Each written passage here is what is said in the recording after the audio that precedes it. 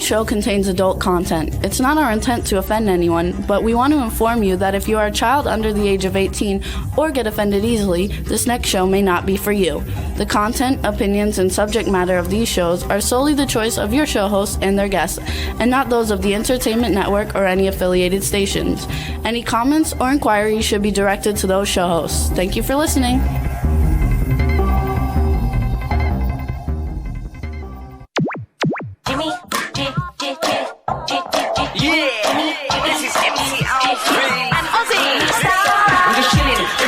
Sitting down and designing, where every man in a thinking, what are we gonna be wearing? Yo, I'm a Liverpool MC, you can't test me. Big up the girls inside the party, let's get down to crazy Jimmy. Big up myself and known as Alfie, the one and only, the Turkish MC. Always love the clothes of Jimmy. Bitch, I'm your wanna be, Jimmy Star's new celebrity. We'll take you out to Jimmy Star's. Hey ho, what's up everybody? Welcome to the Jimmy Star Show with Ron Russell. Ron will be here in a second. He is coming. I'm not sure exactly what he's doing, but I think he's getting dressed. And we had a slow morning, but hope everybody is doing well.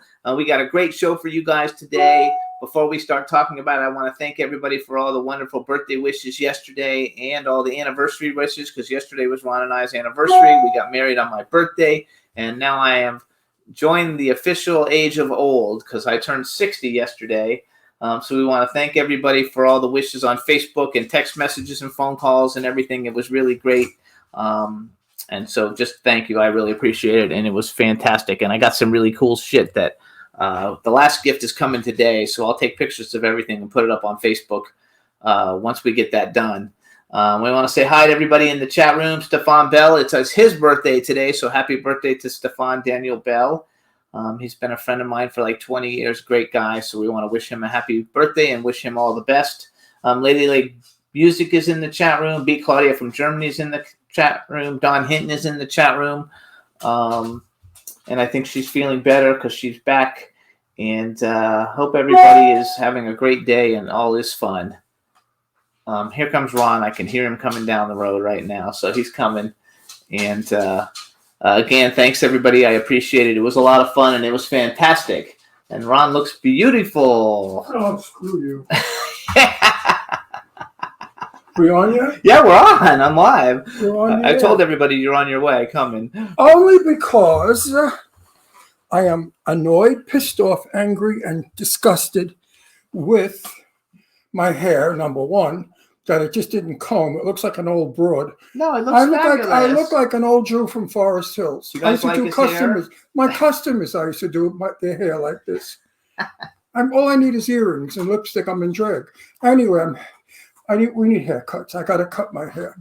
Yeah, we're going the second to thing I'm pissed Saturday. off about is everyone out there, do not open up an elephant and an alligator because it's Facebook. a fraud. They shut your computer down, and let me move over a little bit more. Okay. They shut your computer down, and you can't open it.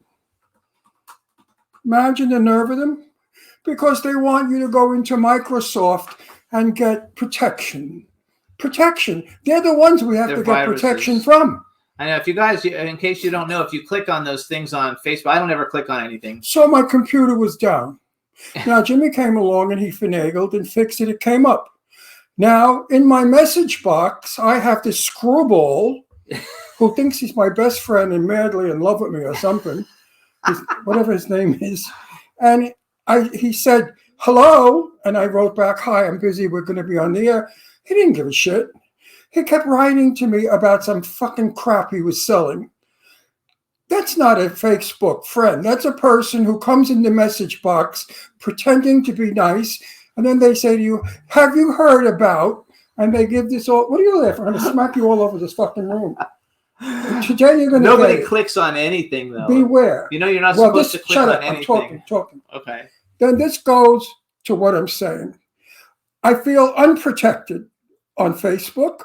I feel unprotected in the world because the police, I feel, stick up for the criminal more than the victim. And that makes me frightened because I know stories I'm hearing in Palm Springs and all over where people are being, what's the word I'm going to look for? Proper word.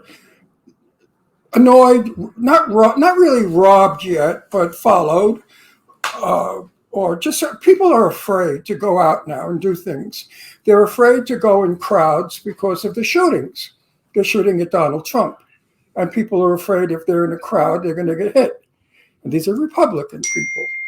So there are people that say, oh, good, all the Republicans should get killed. I mean, that I don't care for.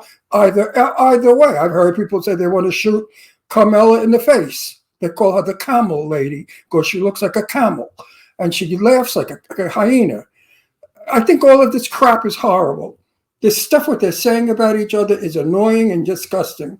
So I'm just fed up with the goddamn country the way it is today. And yes, it was better years ago. It was much better years ago. Had anybody ever said anything about John Kennedy that was negative, they would be ostracized. We respected all the candidates that were running for president in those days. Today, people have the nerve to think that they're best friends with Kamala or Donald and that they could say whatever they want. Oh, they could say whatever they want about Donald Trump. Oh, like they know him. No. In my day, we respected the presidents that ran. Even that stupid jerk, Bush, he was an idiot, but we respected him. And the other guy that we impeached, Nixon, he was no ball, no dancing at Hallward. He was nothing. And we didn't do that bad about Nixon. But today what goes on is teaching the young people to be disrespectful to older people in position. Absolutely. No respect and no manners. No, I think they defy me. I think I'm the one I get defied. I have my personality where I tell everybody to go fuck themselves if they annoy me. And that opens doors for big mouths that want to say, I'll get Ron Russell, but they never get me. And you know why they never get me? Because I don't give a shit about them and I get rid of them. I walk over them. And that's a terrible way to be. Anyway, that was enough of my bitching and moaning and But growling. everybody's saying you don't ever click on anything on Facebook because they're traps. Yeah, but I like the it was an interesting article I thought about an elephant and an alligator, and the title was "Guess What Happened?" So I wanted to know what happened between an elephant and an alligator, because I put up anything that's human, that's Human nature. interest, yes. Anyway. It's one of the, we had a lovely yesterday. We went to dinner with my daughter and Jimmy for Jimmy's birthday and for our anniversary. Yes. And I got Jimmy for his birthday a gigantic Chucky. It's a 3-foot Chucky animatronic, you guys, but it hasn't come out today. He's coming today because we had to have it shipped. Now, Jimmy collects these things as an adult. But what about the child that gets this toy? That's the same size. This doll is the size of a 10-year-old boy.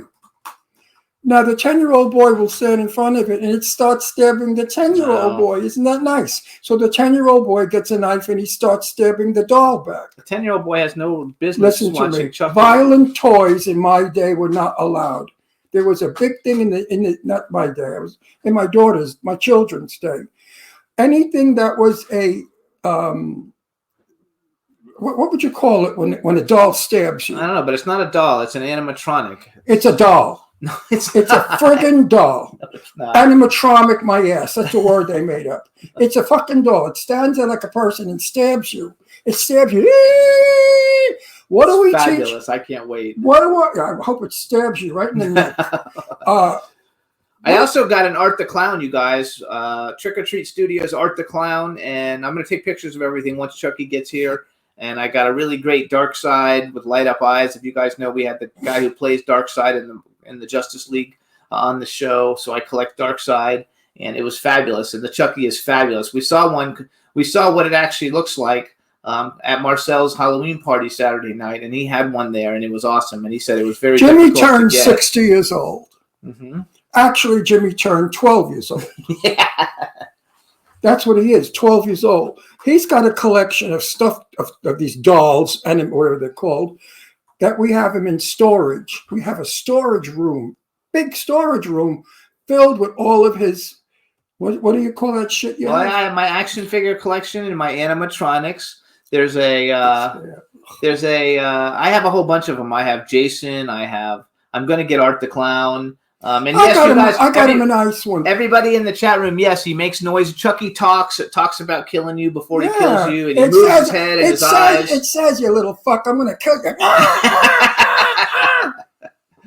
It's awesome. It really is, and everybody wants it. They're reselling them on eBay for hundreds, like 5 times as much as you can get them for if you could really originally get it. We couldn't get it here. Too. I know we couldn't get it here. So the reason we couldn't get it here is because they were all sold out. So my daughter got it in Pennsylvania and shipped it to us. $150 to ship that friggin' doll. Could you imagine? 125. How much? 125. Correct me for $25. $125 to ship that doll, plus what it cost me to buy it. Don't complain. I'm not complaining, but when my birthday comes around, I don't always get good shit for your birthday. No, I don't get what I give you. That's not true. No, I really don't. He's so full of shit. I got him an anniversary present too. It's coming later today, and he'll show it to you guys next week. Tell me about this present like it's a big deal. No, it's not a big deal. It's just the thought that counts. It's probably going to be sponges. No. Anyway, we have some announcements. We have some announcements we got to do. Something to clean. So first of all, you guys, we want to thank everybody. We have two great guests coming on today. We have Kyle Lowder coming on. Great actor, producer, and news personality. He'll be our first news personality that we've ever had on the show. He's also really good looking. Kyle Lowder, our guest. What's he syndicated with? He's on KTVN in Reno, Nevada. He's just the news anchor. Okay, so he's not on CBS. CBS. He is on CBS. Yeah, CBS in Nevada. We're gonna have a war. No, he's not that kind of a. He's not. He's a news guy. We want an interviewer. We have to get rid of CBS because no. of all the things that CBS is doing. No. The whole world is upset with CBS. Okay, but that's different. He's in like Nevada, so it's no big deal. And then we have actor, musician Sonny King coming on. Going to be a lot of fun. I think it's going to be a great show. Is that a boy or a girl, Sonny King? Sonny King is a man. Well, it could be a girl. Sonny? Yeah, it could be. I know. But you're probably friends with them on Facebook. I am. Probably. Anyway, going to be a lot of fun. I have 5,000 people on Facebook. You think I remember? Yeah, I remember all mine. So. I can't even remember my name, my own name. So here's some other cool events coming up, you guys. On November 16th, we have Dave Bailey's Day of the Cicada. My boy, I love Dave Bailey. That we're going to. He's and it should be fun. This weekend, we have Halloween Hotness on Saturday. You can still get tickets or make a donation to St. June's. It's Halloween-hotness.com. Wait, I got to finish all that because I got a lot of shit to go over here. Then, you guys, if you're in the California area and you're looking for a great music event on December 1st at the Roxy Theater, we have the 21st anniversary. That's my present. The 21st annual set. Hey! Quiet! Violent. Don't you speak. So we have the 21st annual South Bay Music Awards, you guys. The website is southbaymusicawardslllc.com. Hey, you guys! You do that. I'll go get my present. All right, you guys. So I need to start over. You guys be quiet. So you guys, on December 1st, we have the South Bay Music Awards. It's the 21st annual South Bay Music Awards. The website is southbaymusicawardslllc.com. Red Carpet Awards Show. We're going to have members of Quiet Riot, Great White, the bassist from Metallica, Robert Trujillo. It's at the Roxy Theater. Jimmy McNichol's going to be there, which I can't wait. I'm a huge Jimmy McNichol fan from the day. Christine Peters, who's one of the biggest producers in Hollywood. She did Money Train, Sliver, Bonfire of the Vanities, Rain Man, Tango and Cash, Witches of Eastwick, Flashdance, Gorillas in the Mist, The Saint, How to Lose a Guy in 10 Days, The Out-of-Towners, huge films. We'll get to meet her there, and rock and roll bassist Sean McNabb, and that's just getting started. So please, if you want to check out a great event, go to southbaymusicawardslllc.com. And no present, nothing came. The dogs are just freaking out for nothing. It's going to be a big box anyway. All right, so so now we're going to bring on our first guest. Well, wait. What? Let's play a little game. How big is the box? Well, probably going to be as big as that table. You're kidding. No. Why do you think it costs $125? It's a 3-foot. You saw how big the thing is. It's 3 I'm not. I'm talking about my anniversary gift. No, that'll be in the mailbox. That's a little piece of shit, right? Yeah, it's going to be a little. No big box like I gave you. I get a little thing like that. I want to tell my story. Our good friend, Shelley, what the hell is her last name? TJ's Shelley Mesick. Shelley Shelley Mesick. Mesick. I have a terrible time with that name. Looks just like Julianne Moore. Exactly. And we were at an affair. Am I gonna get it right? And I kept telling everybody that she was Julianne Moore. And Dave Bailey was there. And Dave got so excited, he phoned his mother. And he said, "Ma, you won't believe that I'm with Julianne Moore now." So he told me, I called my mother and I told her I was with Julianne Moore. She was so excited. I said, "Dave, that's Shelley Mesnick. She looks like Julianne Moore." And I called her Julianne. It's not really Julianne Moore. Well, he was so upset he had to call his mother back. And his mother said, "What kind of a jerk is that that calls her Julianne Moore when she's not?" It's like I thought that was funny. No, it's very funny. All right, we're going to bring on our first guest. Yes, bring on our first guest. All right, you guys. Now we want to bring on our first guest. Let's bring him in. Kyle, let's make sure we can hear him. Hey, Kyle. Hey, guys. How you doing? Good. All right, everybody. Now we want to welcome to the Jimmy Star Show with Ron Russell, news personality, actor, producer Kyle Lowder. Hello and welcome to the show. Ron won't remember you. Guys. He's met you twice. He won't remember you. That's not true. Do you remember him? That's not true at all. No, I met you at. He's like my fucking voice, my mind and my voice.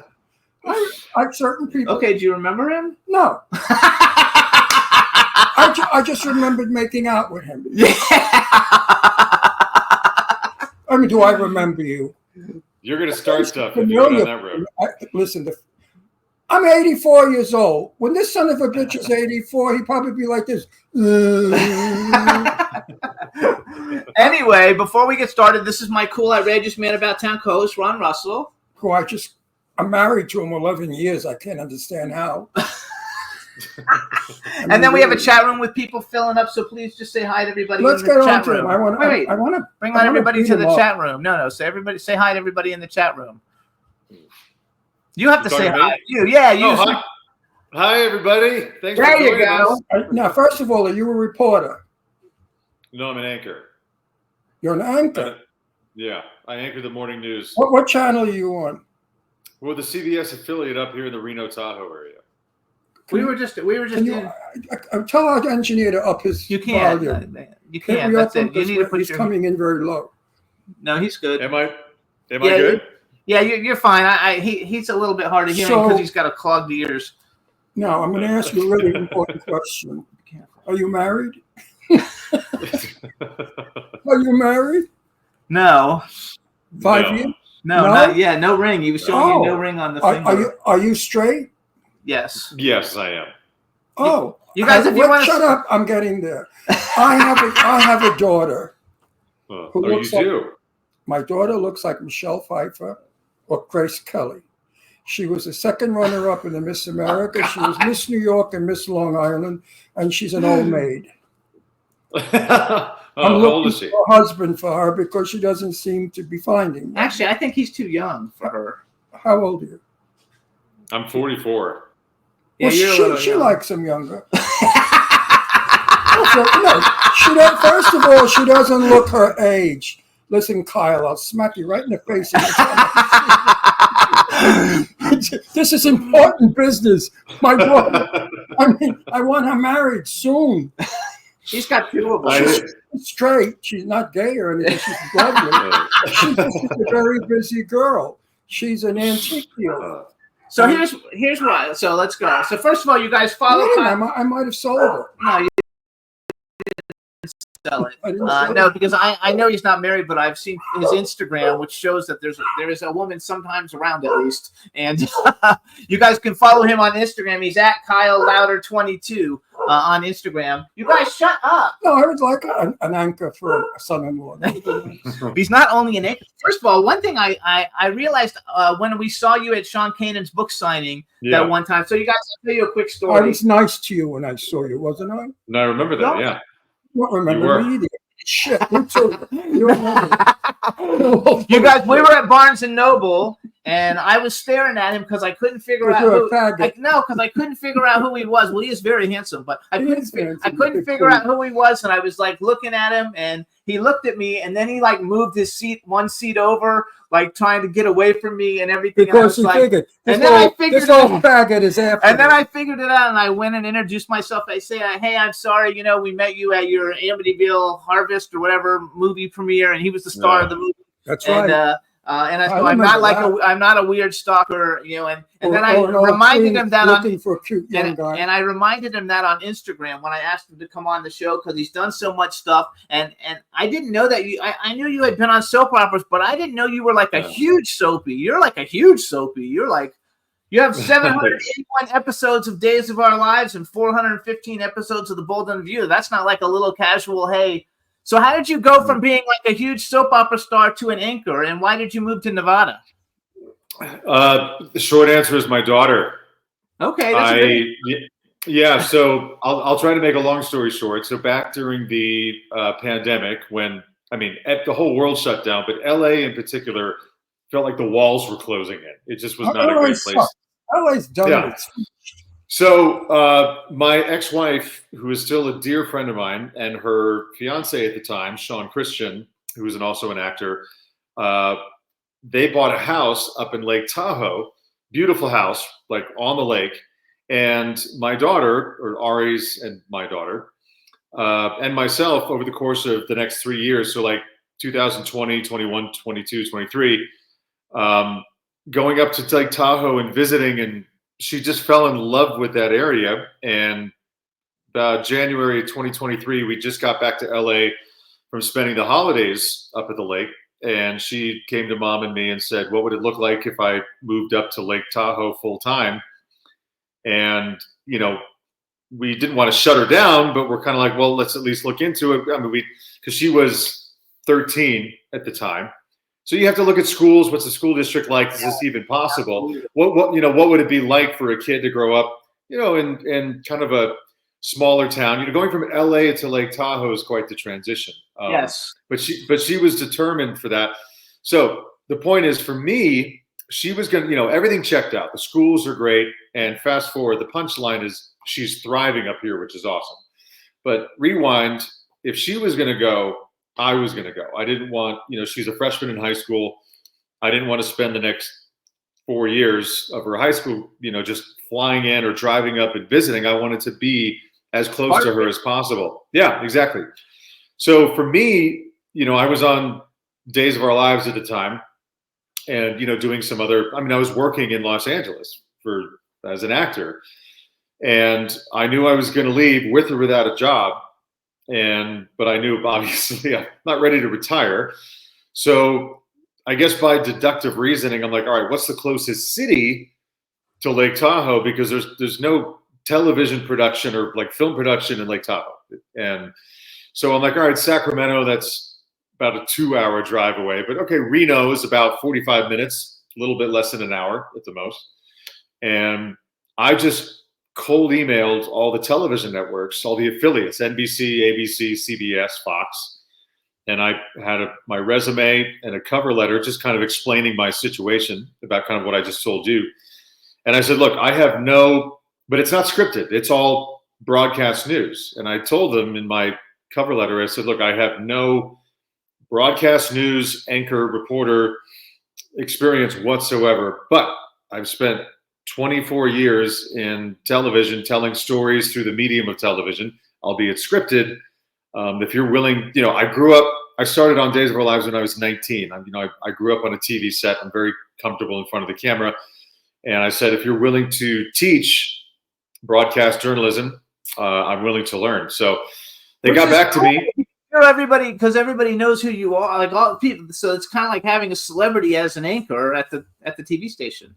Yeah, well, that's the thing. In fact, the vice president and GM of the and actually a few other people at the station, at the network, knew who I was. They were fans of Days of Our Lives, so they recognized me from my acting career.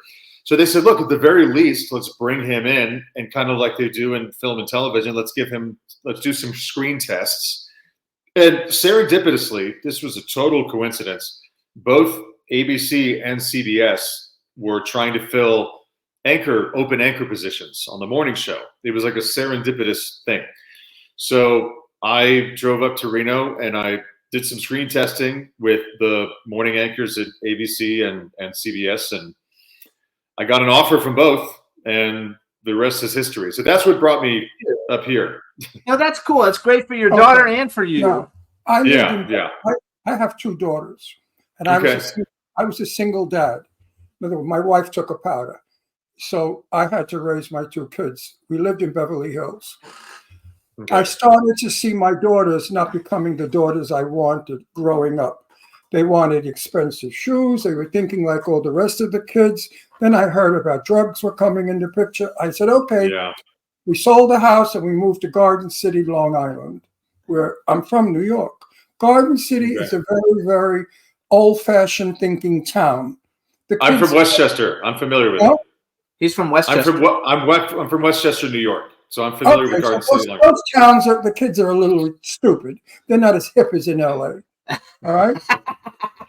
I'm so happy. Now, Lara Spencer, Lara Spencer, ABC Good Morning America, is a family. She grew up in my house with my daughter, Leslie. Lara is our best friend. Lara gets married. Lara has 2 children. And Lara gets sent to LA to, I guess, Good Morning America, for some reason, wanted her in LA. So she and her husband bought a beautiful house in Truesdale Estates. Gorgeous. And I said to Lara, if I were you, I would get the hell out of here and do not let the boy and the girl grow up here, because you're going to have a whore for a daughter and a drug addict for a son. Because all the kids in Hollywood are demented. They all think that cool and groovy is to tattoo your whole body, stick spears in your face, and do drugs. So Lara said, what can I do? I'm under contract. I can't leave.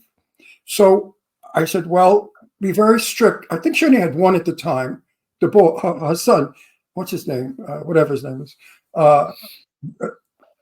She only had her son. He was a little boy. And she started to see everything that was going on. And she said, Ron, you're what's his name? He's Buff, not Buff. Oh, I know his son so well. Anyway. Brains part, that's okay. He's starting to not be quite the little boy I want. Yeah. However she finagled it, I'll never know. But she got her ass out of it. I just think it's very cool that she did that. She went to Connecticut. She bought a beautiful house in Connecticut, where Kate is her daughter. Then she found a guy. She got married, had a baby, Kate. Her children today are the ideal children. Her son is tall, handsome, athlete, got all kinds of college things for football. Her daughter is beautiful and the most lovely kid. No drugs, no tattoos, no spears, nothing. So I love what you did. I love that you took your daughter up, because I know that area well. It's a very beautiful. Yeah. Oh, it's beautiful. I want to go with Jimmy. We were actually he just shot a movie, Clown Motel, 3 Ways to Hell, and we were at the Clown Motel, which is in Tonopah, which I think is in the middle of Reno in Nevada and Las Vegas, I think is what they told us. It was kind of in the middle. Yes, it's like halfway between. Reno's in the north, Vegas in the south. Tonopah's kind of, it's in the middle of the state. And I think you did the wisest thing, because I think you gave your daughter a break, that she doesn't have to do terrible things to keep up with the rest of the little shits. Well, listen, this was her idea. She wanted to do that, and so I commend her. And honestly, she didn't fit in. Don't you get it? She wanted. Listen, if she loved her friends in LA, kids at that age don't leave their friends. They love their friends. She obviously was not liking what those kids were like. She didn't want to be like them. She wanted to get away. Yeah. So I think it's terrific. For you. This is the best applaud I could ever give you. Not for your stupid talent, but for being a great, a great dad. So I have a question then. So 19, you started your 44, so 25 years you've been doing entertainment. Was Days of Our Lives, was that one of your first things that you got? Because you've done a bunch of movies and TV shows and all kinds of stuff. Was Days of Our Lives one of your first deals? It was the first. Yeah, it was the first. The very first one. Yeah, I had a very interesting story. I started out kind of cliche. I got discovered by a modeling agent, and then I modeled for Abercrombie and Fitch and Speedo. Thank God you can't find those photos anymore. But they're not. People have searched. They're like wiped from the internet. I have the originals. So anyway, So I was able to again. I'll make a long story short. I was able to score an audition for Days of Our Lives through an Actors Showcase. Fran Bascom, who was the casting director for Days for many, many years, she's passed away now. She showed up at this random North Hollywood Actors Showcase that I went to at 19 years old. I had no money. I had no experience. I mean, I was in drama school at Syracuse University, so I did have some training. I wasn't like raw, but at the same time, I didn't have any professional experience. So I went to the showcase, and she happened to be the casting director that was kind of overseeing the showcase. And again, serendipitously, Days of Our Lives just happened to be actively looking for a 3-year contract role on Days of Our Lives that I just fit the bill for. It was for, we just lost Drake Hogestyn, the Days of Our Lives soap opera icon. It was for Drake Hogestyn's son, Brady Black. And I auditioned. Fran brought me in for the initial reading, called back for the screen test, called back for a second screen test with Drake, and got the role at 19. My first job ever. I was only in LA for like 6 months at that time. It was the first, I almost don't want to say this. It was actually the first professional audition I ever had. And you nailed it. I tell people that I think what was working in my favor was the fact that because it was the very first audition I ever had, I'm like, I'm not going to book this thing. Like, nobody ever does that. I'll just go in and try to make a contact with Fran Bascom. Maybe she'll call me back in the future or whatever. But I think that taking that pressure off myself, I was very chilled out. I was very relaxed, and yeah. So Dave was, because back then, like, everybody good look. Back when you started, now they put every kind of person on, but like back then, everybody was good looking, and the fact that you're good looking probably could. Now, well, I don't think it. Yeah, thank you for that. I don't think it hurt. Yeah. Yeah. Kyle, question. Answer it honestly, or I'll have some people hurt you. Yeah, right. This guy's huge. Which do you prefer, anchor or actor? Because to me, being an anchor, I'd be bored to death. I would never giving up. No, acting is is one. It's like, I know this is the biggest cliche in the book, Ron, but it's apples and oranges. You can't, like, I have so much fun. Why would you do this? You're an actor. An anchor is boring. He reports garbage. An actor can create something. Oh no, anchoring is not boring at all, man. Not at all. I mean, I would be bored to death every week, every day, having to go, good evening, folks. And guess what? An airplane just went down. No, everything, the news cycle is exciting. It changes every single day. Every time I show up to work, it's a whole new show.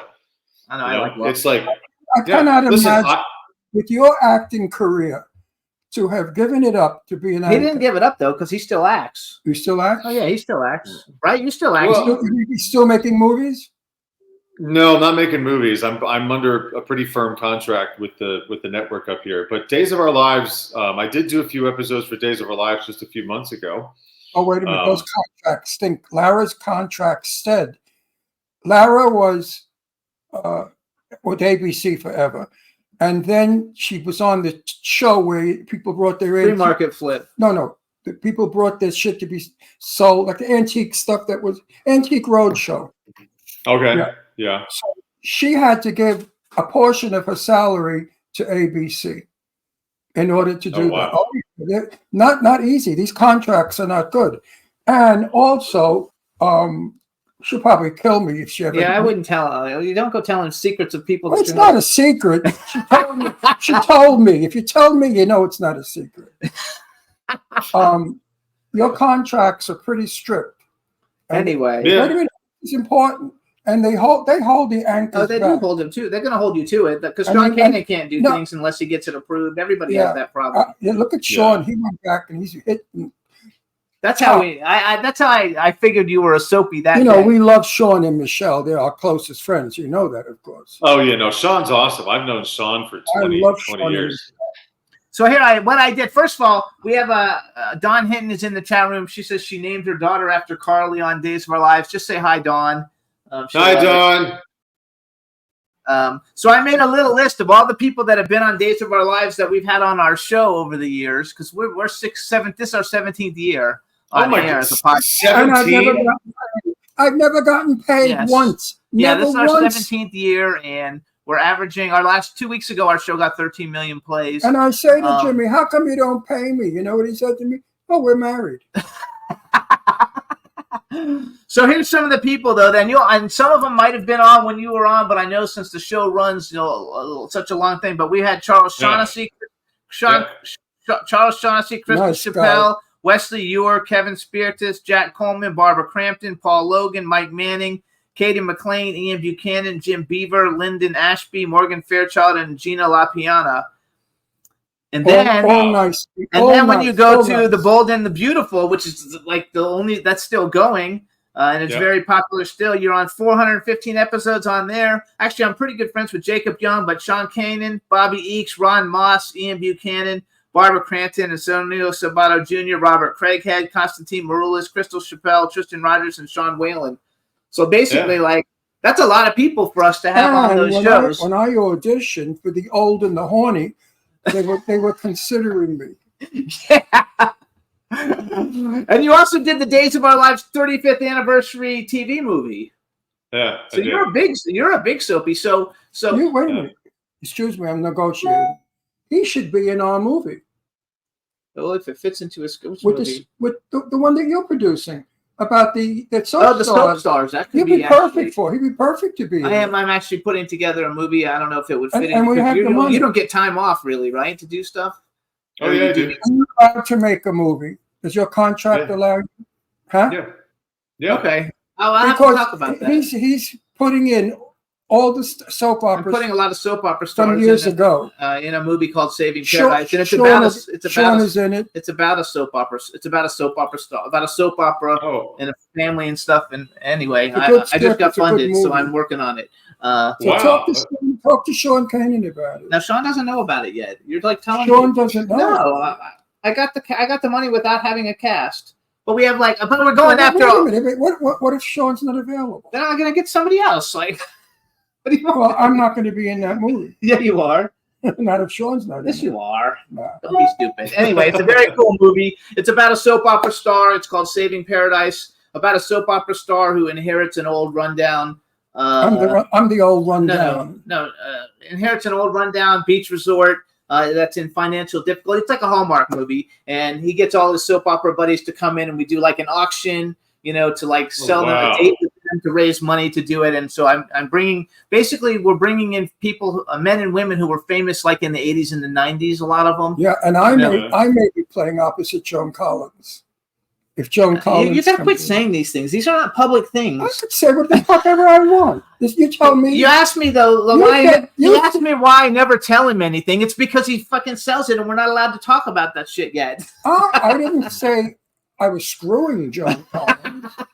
I said, but he would be good. Actually, I have a werewolf movie I'm doing too. I said she may be playing my wife. Yes, she may. And then I segue to talking about something. You don't know how to do this. I do know how to do this. That's why before I came on this show, you were a crappy nothing show. Yeah, no, we The weren't. minute I came on, you're afraid of things. Listen.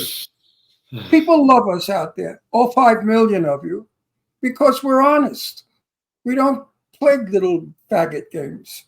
No, it's reassuring these days. Yeah, honesty. Yeah, so one person I see that you've done a lot of work with, and I guess because what? My saying Joan Collins is going to wreck his movie. Get over it. No, but he's done movies and stuff with a whole bunch of people that have been on the show. He would be perfect. I know the script. He would be perfect. So you worked a lot with Jessica Morris, who's been on our show a couple of times. I love her to death. You did A Mermaid for Christmas with her, and I actually I have the trailer for it because it's so cute, and I'm going to play it real quick for everybody to see it. So one thing I like is that you're not pigeonholed as a soap opera star. You're not only making Lifetime kind of movies. You're making like family films. You're making horror movies, a lot of horror movies. Jimmy. Would you please let me finish? No, you used a horrible word. What? Pigeonholed. No, it's not a movie. No. The soap opera stars are far more important than a lot of the other people. They are, in their own right, the most looked at of all stars. That's the hardest job. I mean, to be a soap opera star. let's get somebody. What's that jerk? One that dumped my Angie. Angie's ex-husband. Angelina Jolie. I don't know. Like it has Brad nothing to do. Pitt. You are brain dead, and you're young. Brad Pitt is #1 box office, but you have been viewed more than he has. Because Brad Pitt didn't work every day for 365. How many days did you work? Would you say in your whole career? How many? Well, I did well over 1,500 episodes. So but that's just on soap opera. Well, that's just on no soap one's opera. watched Brad Pitt for 15 times. 1,500. 1,500. Anyway, go so back. I respect soapies. If I were really, but you missed my point. My point is, I said the word horror movie. pigeonhole. I know, but horror movie people who come on the show, they're pigeonholed into horror. You've done a ton of horror. No, you know what pigeonholed means? Yes, it means you're stuck in. That's the only thing you do. And that's a wrong thing you're saying. No, I'm saying he wasn't pigeonholed. None of our soap opera actors. I know, but a lot of our other friends are pigeonholed into one kind of movie because they like the salary every week. Yeah, and they like. What do you think? They make a lot of money. Look at Sean Kanan, works for shit. I'm not talking about Sean Kanan. I'm talking about horror movie people. You're not paying attention to the I don't conversation. give a shit about horror because it's the stupidest industry. No, it's not. It's chop 'em anyway, up go back to you. I want to go back to you. So one thing about about soap opera people is that because you guys have to do so many pages every day, and you have to memorize it, and you have to know it. One day he went to work. Sean went to work, and he knew his script. They threw 40 pages at him. Yeah, I said, so what did you do? He said, he's been there. He said, I had to learn 40 pages in 2 hours. I said, yeah. I took about 40 years to learn 2 pages. No, it must be easy for you because otherwise you wouldn't have made it for all those years. Easy. What's the most pages that were thrown at you? What's your most pages that were thrown at you? Oh, God. I don't think it was ever 40, but it was definitely over 20. Like brand new pages, like fresh. Yes. No, that's what they did to Sean. They gave Sean 40 brand new pages. I like unbelievable. Yeah. So you did this movie. It's you guys can see this movie. It's called A Mermaid for Christmas. It's only like a 2-minute trailer. Yeah. So introduce it to us. We're gonna play it real quick and hang on, and we'll be right back. But introduce it for us. And Juan, get The Mermaid for Christmas, please. Go for it. Yeah. Oh, you want? I want you just announce the trailer. That's your film. Oh yeah. So A Mermaid for Christmas. This is like it's developed into a cult classic. It has a huge cult following. Like after Thanksgiving, between Thanksgiving and Christmas for the past 4 or 5 years, this thing just blows up. It's fun. It's cheesy. It's whimsical. Do you want me to give then watch the trailer. You get the kind of a plot point to it. But we shot it. 2019, so like 5 years later, people still love this thing. It's really fun. I thought it was super cute. All right, everybody, A Mermaid for Christmas. Here's the trailer. We'll be right back.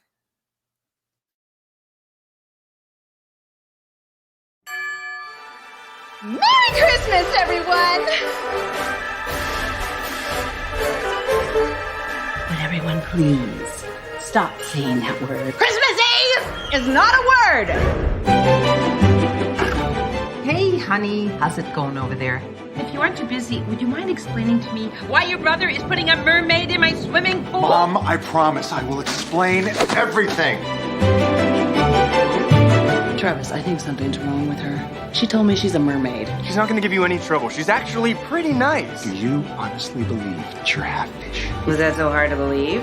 Travis goes to the bank, $50,000. You, Miss Mermaid, are all types of strange. but I still like Strange. Mom, I've only known this woman for a little bit more than a day, and I don't know how I feel about her, but there's something that draws me to her. Nothing fishy about falling in love.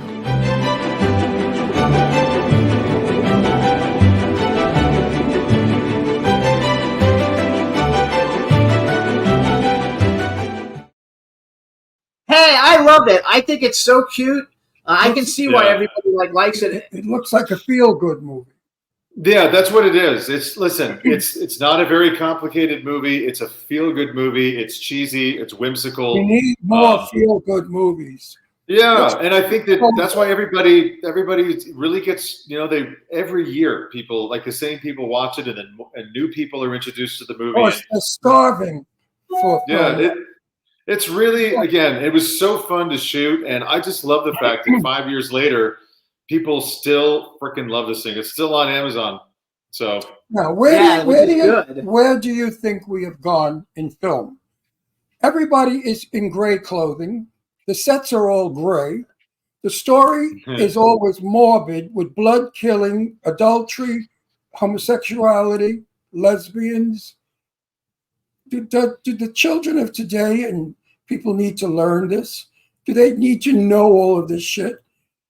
I think that I would agree that film, a lot of film has really gotten quite serious. Fine, fair. I think that we had a movie when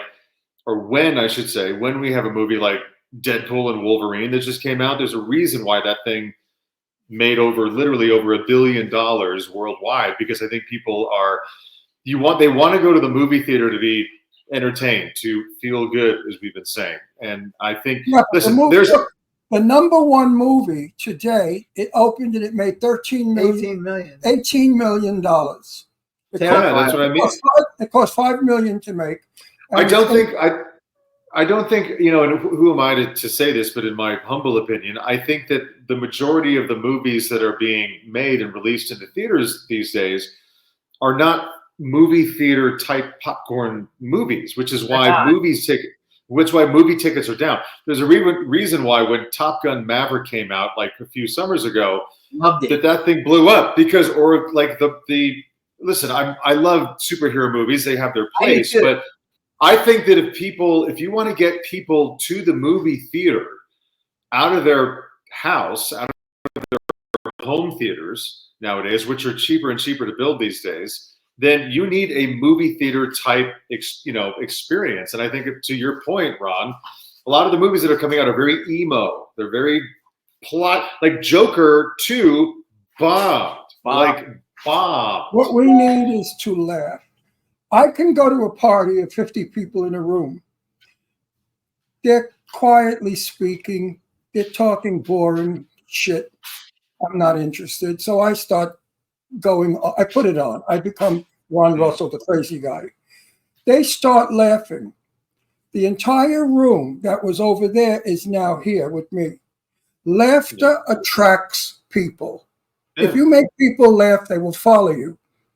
If you make movies that make people laugh and are happy, they will love them. This is my point. We must bring back the comedy, the romantic comedy, the family comedy. We've got to bring it back. Otherwise, we're lost as a civilization, because we cannot live with blood, guts, chopping. Listen. Oh, I have to say something. He's going to faint.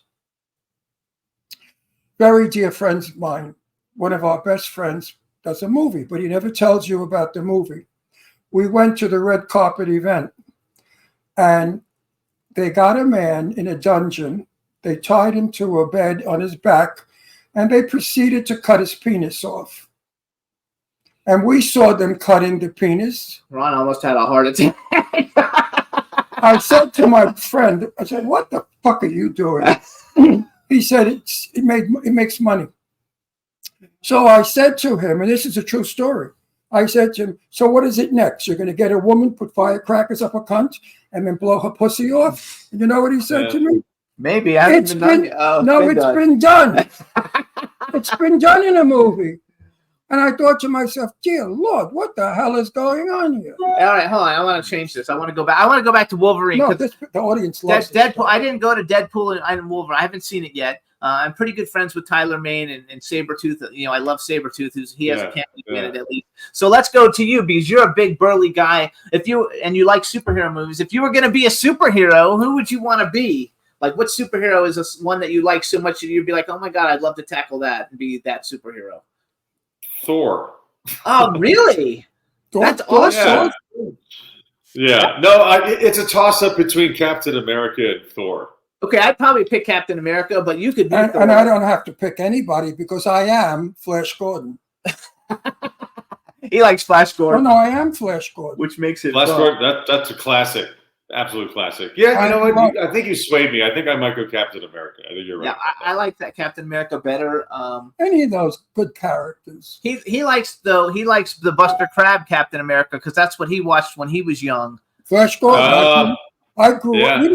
We didn't have heroes like today. We had Superman, Batman, Flash Gordon, Green Hornet.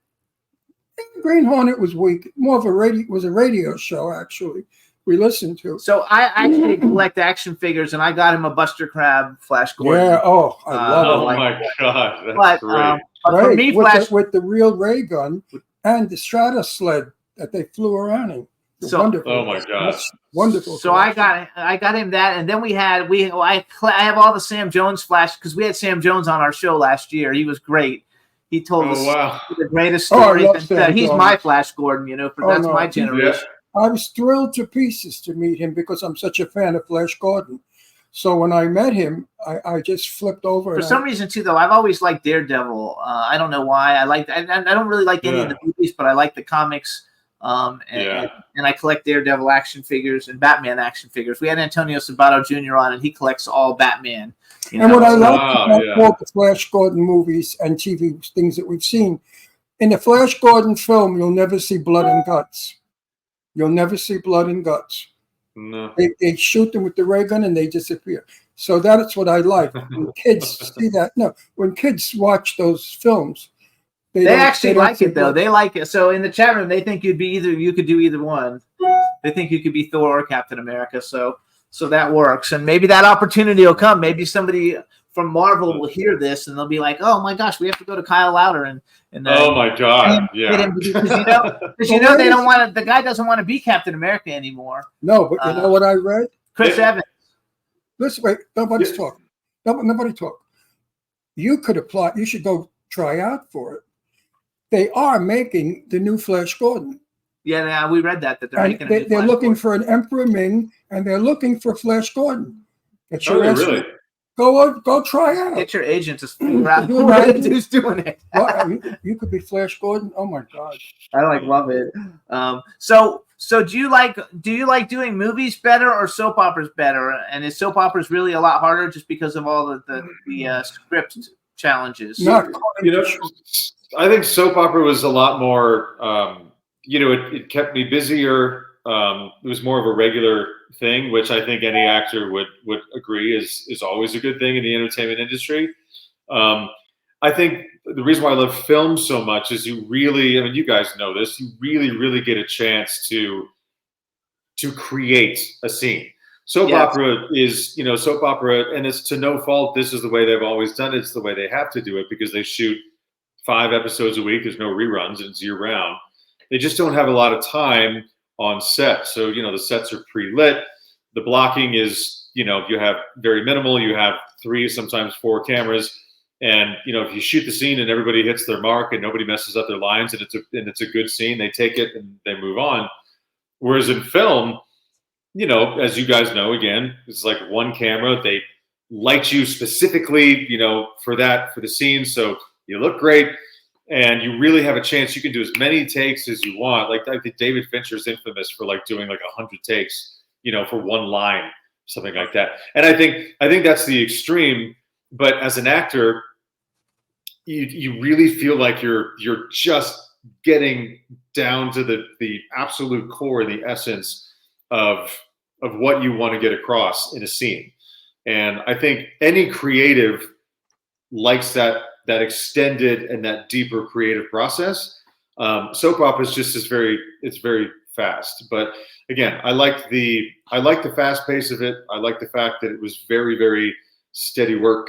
And it's the closest thing to kind of like a 9-to-5 job that you can have in the entertainment industry. It's very steady. It's very regular. But again, film, I think creatively takes the cake on that one. Absolutely. You know Tristan Rogers, right? I know the name. I don't know him personally. Oh, he lives here. We know him. Oh yeah, we live in Palm Springs, just so Yeah. you know, and all the soap operas have houses here. Yeah, and I said to Tristan something about the long hours, and he said to me, Ron, I could work around the clock. Yeah, I could too. I think I would agree with that. All the energy in the world, but I would agree with that. I he's think not that working, he can't even walk. Yeah, I think at the end of the day, it's a cliche, but when you do what you love, it's not you don't work a day in your life. I did a horror movie one time where we had to do night shoots because the whole thing took place at night. It was like the whole movie took place over the course of the script was one night is what I'm trying to say. It took 2 weeks to film it, but it was all during the night. So my call time was 6 p.m. shot till 6 a.m. every day. First of all, that was the most brutal schedule ever because you're working through the night, sleeping during the day, which I played a vampire and I quite literally felt like a vampire during that movie. I don't ever think I really want to do that again, but I loved it because I was on set and I love being on a set. That's how Tristan is only happy when he's working. Now, let me give you the lineup of who we know and who lives here. This is like soap opera city. Sean has a house here. Sean Kanan, Tristan Rogers, what's the name? The one I like. All the girl ones.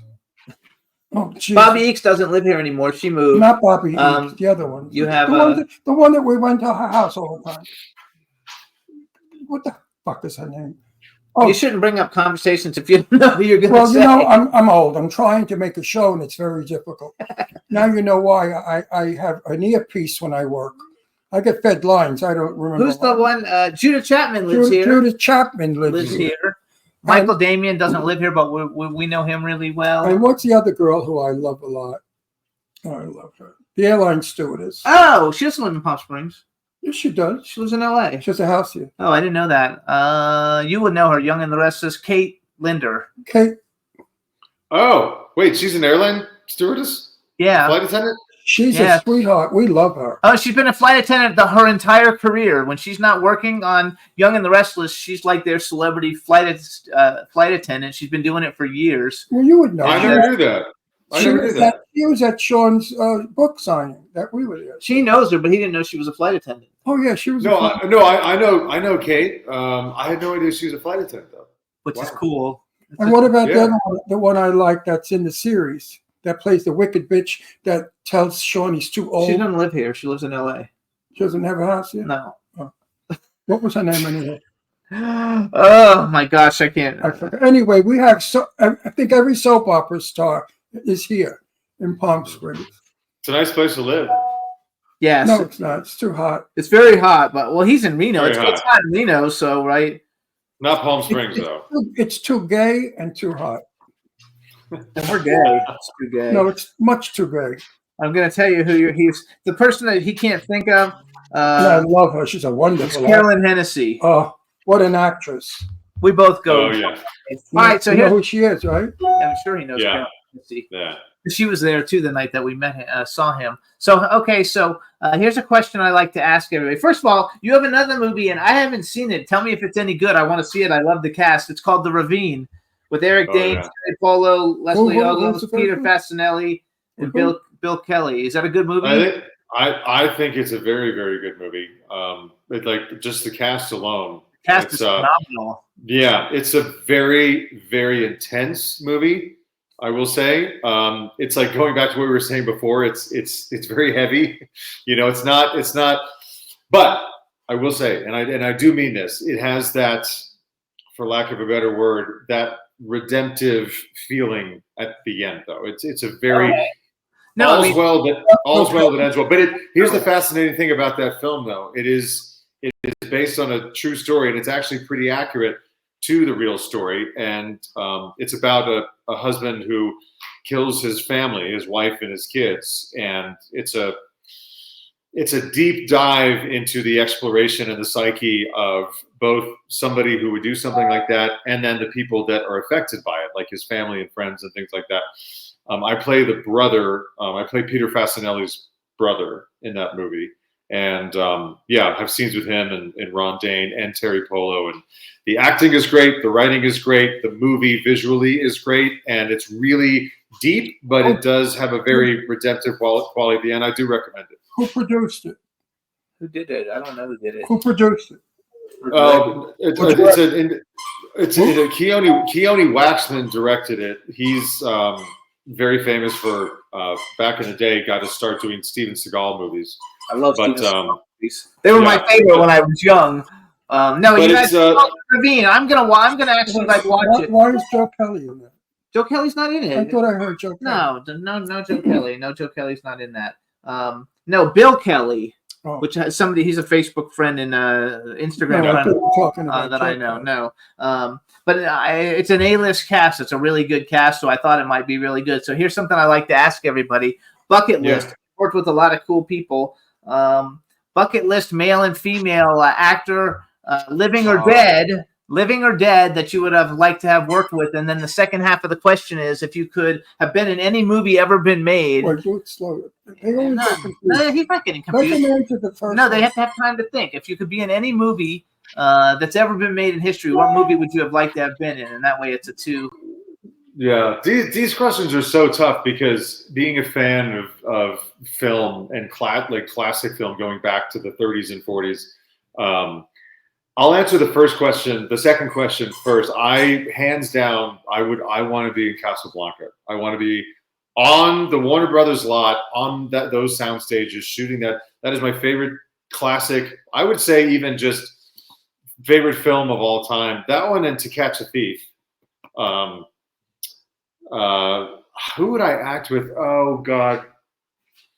Because again, you have classic. You have classic film actors and modern actors. So give me a classic one and a modern one. God, I'd love to work with Humphrey Bogart. I think he's just so, people just like, oh, he's not a great actor. I mean, that man is he had such a presence on screen for such a small man. That would be great to do, to work with Humphrey. Grace Kelly in To Catch a Thief is just absolutely divine. She's crazy beautiful. Just what a starlet back then. Jeez. I was in love with her when I was 16. Right. Then, so you know, real quick. So Ron was best friends with Jane Russell. Oh wow! He was best friends with Jane Russell, and he has met all of them. He did stuff with Elizabeth Taylor. He knew Betty Davis. He knew all those different stars. I like Cary Grant. I love Hollywood. The real Hollywood. I'd love to work. Grace Kelly and Cary Grant in To Catch a Thief are just. I mean, that would be amazing. I would either love to be in To Catch a Thief or Casablanca. I'll have to go with those. Classic actors, Grace Kelly. I like your answer. I agree with that wholeheartedly. I'd love to work with Charlize Theron because I think I like that. I would like to because I think she is that actress. And there are a lot of actresses that fall into this bucket, but she is so fiercely beautiful, but equally as fiercely talented as an actress. Like, look what the movies she's done. She hasn't just played off of her looks, as they say. I think she would be such a challenge in a good way to work with because you would have to raise your bar so freaking high to work with her. I agree with you. Yeah. What about a male? Yeah. What a male actor you'd like to work with? One. Oh man, Robert Downey Jr. would be an absolute hoot to work with. Oh, I like that. Yes, I like that too. You would not like working with him. No. I hear he's a lot. Yes. I get stories back from people who have worked with him and know him. My nephew. No, don't tell that story. Yeah, I'm going to tell it. I'm allowed. Don't direct me or censor me. My nephew was a dope addict, big time dope addict, and he used to sleep under the Santa Monica Beach Bridge with Downey, who was a drug addict. Back before he became the both of them used to go hunting for drugs. Big drug addict. And the stories that I've heard about him, I think he's kind of he's reinvented himself though. Yes, he has reinvented himself.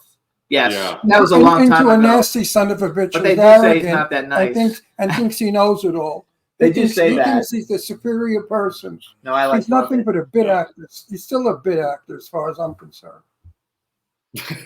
I know stories about what he's done. I don't agree with that part, but I agree with the fact that I don't believe that anybody in our business has the right to be ugly or not.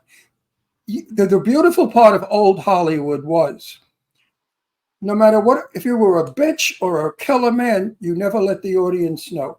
You were always gracious and charming. He means when they're not on screen, yes. When they're not on screen. But No, I hear you there. These actors that misbehave, how can you like them when you know all the crap about them? I mean, look at Britney Spears when she came out. We're going to see a lot of shit, though, when the Diddy shit comes out soon. Yeah, but when Britney Spears... Hey, listen, Britney... That'll be your big story for you. Britney Spears... I'm already reporting on it, man. It's Britney Spears... There's so many people that are going to go down with that shit. I'm just I can't wait for it all to come out. I actually met Diddy. I met him before. He wasn't very nice. I was at an awards show with him. They're gonna have to protect him because the people are gonna try to have him. Oh, absolutely, just like Epstein. Yeah. So it'll be interesting. All right, you guys. This is Kyle Lowder. Please check out all his different films. He's got a bunch of good ones. Wedding Day is another one that he's got. A Mermaid for Christmas. You want to see? It's going to be up for Christmas now. He has you have another one? Oh, Heart for the Holidays. Yeah, and then also check out for Halloween. Check out Amityville Harvest. It's on Apple TV, Amazon streaming right now. That's a really great horror movie that is great for this time of year, like Halloween. That's a good one. You gotta love it, everybody. So follow Kyle. My final words to you, young man, is try to be honest and tell the truth when you deliver the news. Don't sugarcoat anything. Don't try to fool the public, because the public. Don't worry about that. Don't worry about that. Oh yeah. Good for you. Don't worry about that. It is, or get the fuck off the show. That's my feelings. I agree with you.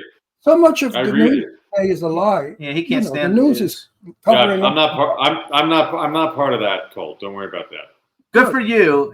And I hope that you get I hope everybody gives you the scoop on Diddy first, so you get to break it, because it's the coolest thing ever. And if we get to vote for the best anchor, if we get that, we get all. We don't live that, but that's in Nevada. We get everything. We vote. We want you to win the best news anchor. Everybody, we will vote for you. Check out KTVN in Reno on CBS, you guys. Follow Kyle on Instagram. It's Kyle Lowder 22. We want to thank you for coming on the show. Best of luck with everything that you're doing. And if you get some big movies coming out and that you're doing them, please let us know. We'll bring you back. I'll let you know. Thank you guys for having me. This is really great. I appreciate it. You've been terrific. Bye-bye. Thank you for a good show. Yay! You're a good talker. Thank you. I guess that's why he's an anchor. Yes. Bye-bye. Bye-bye, guys. Right, before we bring on our next guest, we're going to do a quick play. I told you guys we would play the trailer for Clown Motel 3 Ways to Hell last week, but we didn't do it because I didn't have it. But I've got it now, so please, here's the trailer for Clown Motel 3 Ways to Hell. Enjoy it, and then we'll be back with our next guest. To fulfill your ancestors' separation of the human world and the clown world. First.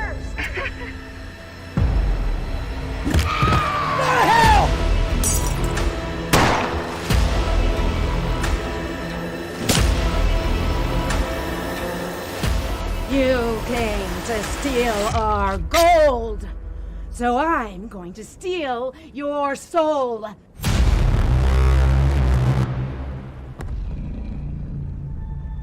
What's the verdict? We have 12 missing military members.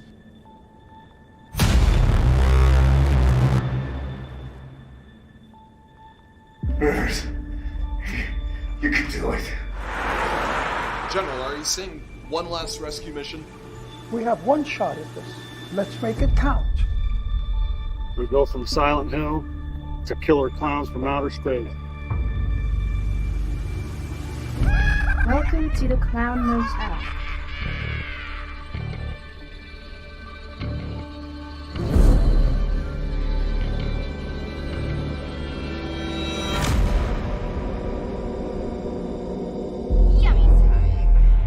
Ever hear remember the blood moon ritual?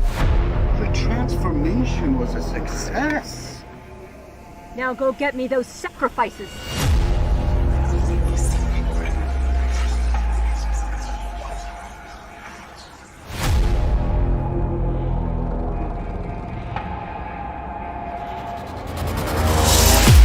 I love you.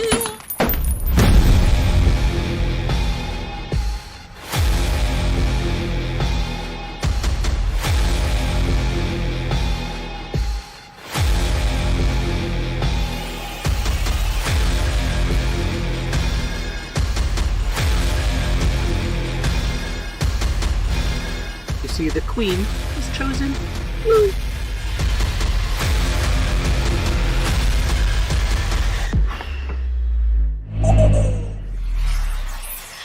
Welcome to the Clown Motel. Acid?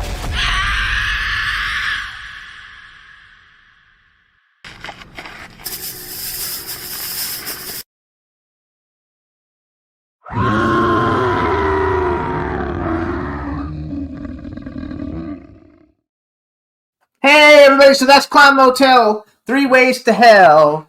And it's not coming out till next year, but the video just got released a week ago, so I hope you guys enjoyed it. And now we're going to bring on our next guest. Let's bring on Sonny. Hopefully it all works good. Hey Sonny, how you doing? Hey there, I can't complain. Good for you. Question, is this the famous Jimmy Star and Ron Russell show that I am on at the moment? Yes, it is. Okay. So let me introduce you to my cool, outrageous man about town, Ron Russell. And our dog, Hey, Ron. Ashley. Hey, Ron, how you doing? Good, Hey, I'm guys, introduced another to thing. One more thing. I'm celebrating 341 days clean and sober. Good for you. Congratulations. Not all in a row, though. Oh. He's like you. Did you hear what he said? No. I'm celebrating 341 days clean and sober. And then he said, but not in a row. So we have a chat room filled with people. Say hi to everybody in the chat room. Hey, how's it going? Hello. There you go. You can't see them, but they can see you. Buenos So something. there you go. Días, tardes. Buenos, menos. So let me ask you a question. Mucho gusto en conocerlo. That's all I know. That's fine. That's all you need to know. So that means, okay, go ahead. What does it mean? It means it's very nice to meet you. Mucho gusto en conocerlo. And so, what are you? Where are you? Huh? Where are you from? Where are you from? I'm from Cumberland, Maryland, about 60 miles south of Pittsburgh, just inside the Maryland line. Okay, we just lived across the PA line in Allegheny County, the Appalachian Mountains. We lived in Doylestown. We lived in Doylestown, Pennsylvania for 5 years, right? And where? Doylestown, Pennsylvania. Doylestown. Which is closer to New Jersey. Pretty close to New Jersey. It's next to New Hope. Next to New Hope. Oh, New Hope. Yeah, I'm familiar with New Hope. They have that big film festival there. That a friend of mine, he's one of the producers of that film festival, Tom Mulligan. Oh, he's one of the producers.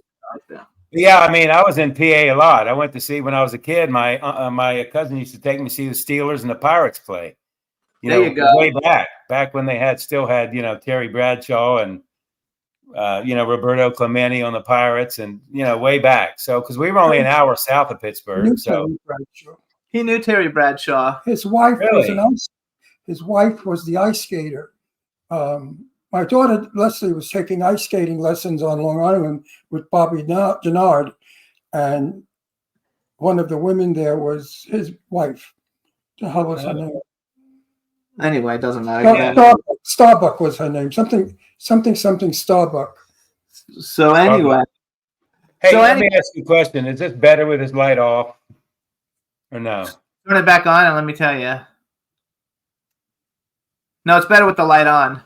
Better on? His wife's name was JoJo Starbuck. Oh, yeah, I remember. Yeah, I remember. JoJo Starbuck. Yeah. That was Terry's wife? Very nice lady. And he was at the ice skating rink, and we met him. So I have a question for you, because I don't know if you saw any of the interview we just did, but he was a soapy. And you've been on a bunch of soap operas too, but I didn't know it because it's not on your IMDb, but it's on your resume. Yeah, I did a bunch. When I first got General Hospital, Days of Our Lives. Yeah, when I first got out here, in about 82, I believe it was. It could have been 81, but I think it was 82. But when I first got out here, I had no idea what to do. So I went to Samuel French's on Sunset, and I don't even know if it's still there. Samuel French Bookstore. Do you remember that one? Do you know French's? Of course. Samuel French, yeah. It was, it was an actor's store, basically. They had, all the casting books, or the names of all the casting people were there, and they had all these books on acting and how to break into the business and all this stuff, right? So I got a book. I went got some headshots. I started sending them out all over the place. And Dora Sabah from Days of Our Lives, NBC Burbank, called me in. Do you remember Dora Sabah? Anyway, she called me in. I read for her, and I ended up doing a bunch of Days of Our Lives. They were all guests and co-stars. I was on the guy we just had on. He was on like Days of Our Lives for like 20 years. Yeah. I mean, I was never a regular, but I did a lot of co-star and guest star roles on it years ago. And then, it was a lot of fun, and I agreed with him. I mean, I didn't have the steady work that he had, but it was great to get called in every so often and play like a Missouri State Trooper or a mob boss or a construction worker. It was always some blue collar, cop, military. With my look, obviously you can see that, I'm sure. So that's what I got called to do. And then I did a casting director workshop with Gwen Hillier from General Hospital. Mark Teschner was the head caster, and Gwen was his assistant. I did one of those workshops where you go in and you read a scene or two scenes, you pay $40. And then a couple of days later, Gwen called me and says, "Hey, I'd like you to do on the show next week. I'd like you to play blah, blah." I forgot what it was now, but she said, the script will be, send the script, they FedEx you the script. So I ended up doing a bunch of General Hospitals, and then, and they were great because, I remember one time I did General Hospital. I was from the parking lot in makeup, wardrobe, shot my scenes and was out back in the parking lot 1 hour. There you go. That's easy money. Actually, hold on. Everybody in the chat room is talking about JoJo Starbuck was very famous. So Terry Bradshaw's wife was really famous. They said. I heard. I definitely heard. JoJo Starbuck was a skater, professional skater, and my daughter Leslie was about 8 or 9, and Bobby Denard, who owned the rink, was my dearest friend for years and years. So when I was there with my kid, JoJo was there. In fact, my daughter Leslie modeled for JoJo Starbuck's. Got those 2 pictures of Leslie in the ice skates. They photographed my daughter in ice skates wearing JoJo Starbuck's skating clothing. You guys are kind of from the same generation because he's only a little bit younger than you. Nobody's younger than me. I'm a lot younger. I'm a lot younger than him. A lot younger. I'm a kid compared to that guy. I'm 50. Well, he's 84. I know. Well, you're like 75, right? He loves to say that 84. I think he gets a pleasure because he figures I'm going to die soon. No. And he can get my furniture. Yeah. Oh, gosh. I was born in 49. So I know you're a bit older than me. You were born in like 40, 41, 42, somewhere there around. 1940. 40. Okay. So you got me by 9 years. Right. Franklin Roosevelt signed my birth certificate. It's true. Okay. Really, Franklin Delano Roosevelt signed my. They did everybody. It was a mimeographed one. Right. They don't use the word. Oh wow! Yeah. In those days, it was automatic. I never met him, or everyone that was born while he was in office, his name was on our birth certificates. So I one of the things that I think is like a 6th degree. So Ron has 2 daughters. And one of them used to be an actress. Her name was Deirdre, and she was in a movie.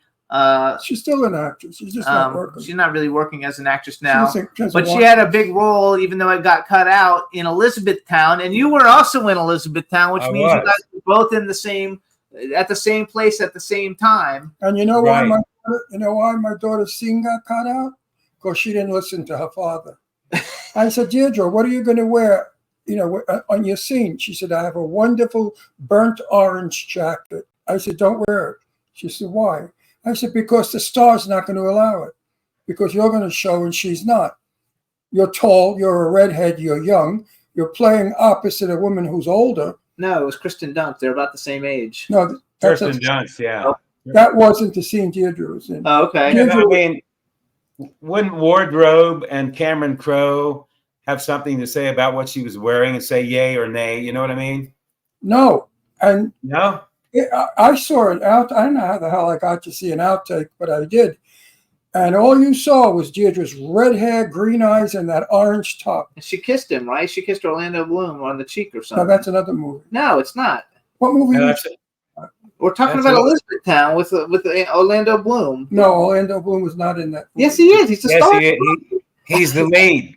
He's the young male lead in that movie. Yes. Oh, I got the wrong story because they cut her scene out because she was showing. That's the one though. She cut her scene out of that one. She asked if she could kiss him on the cheek, and I think that they said no, but she did it anyway or something, and then they got cut out. No, I thought it was Roses. No, that's a different one. Yeah, that's the Malcolm McDowell movie. So who? That's where she kissed. Oh. Anyway, she got cut out of Elizabethtown. Can you see you? Does your scene stay? We just watched that for the first time about a year ago. I have a little bit of stuff in it. Not a whole lot. Some of my stuff got cut too. I played the E-Town veteran, and I have some scenes with. I'm in the scene with Orlando Bloom. Then I'm in a barbecue scene in the backyard. What's that lady from Georgia? She sells all that food. She's a big time chef. Yeah. Paula Dean. Paula Dean. Yeah. Paula Dean. So I had some stuff with her, and I had some scenes in a where the family got together, and then I had a couple scenes in the backyard. They had a backyard barbecue, and I was there 5 days. I didn't have a big role, but I got to meet everybody. I mean, Alec Baldwin wasn't there when I was there. But I did. Kirsten Dunst was there. Orlando Bloom was there. Oh gosh, he's been in a lot of stuff. He always plays a cop. Anyway, do you play a cop a lot? Have you played a cop a lot? Yeah. Yeah, and military. Yeah, I've played a lot of those. He plays preacher, policeman. I played a lot of mob bosses. He plays a lot of mob bosses too. Yeah. I was on a series called Cypher on the Roku channel. I was the mob boss on that show. Actually, that's a good show.